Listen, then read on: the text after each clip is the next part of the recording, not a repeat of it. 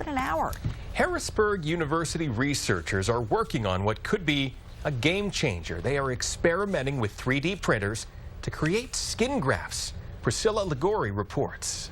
A 3D printer works a lot like a regular printer where you have it moving along this axis. Graduate student Jacob Grove is one of the researchers at Harrisburg University working to find safer and cheaper ways to make skin grafts. The printer works basically like a hot glue gun. Whether it be from spilling boiling water or a serious car accident, skin grafts are performed daily to repair burned or sliced skin that can't heal itself. Skin grafts today are either harvested from you and sort of a guess at the shape and the thickness of your wound, or it's some commercial biologic materials which are also very generic and sort of give you problems with fluid collection under them, potential infection. That's why staff and students want to use a 3D printer to create human cells that match exact areas of damaged skin. Depending on what image you have put in the software, it will essentially take that kind of shape.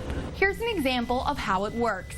This little plastic dog has a wound. The 3D printer created this plastic piece to fit exactly where the dog needs healing. Researchers tell us that once the technology is perfected, this treatment could actually reduce recovery times. The goal is also to save hospitals tens of thousands of dollars on equipment. We're looking forward to the entire science and tech world contributing much more directly to the clinical outcome world for patients. But with many groundbreaking medical techniques, perfection takes time. Once the prototype is done, then printing and then clinical trials and commercializations. Harrisburg University professors hope to finish that process in the next couple of years. Working for you in Dauphin County, Priscilla Ligori, ABC 27 News.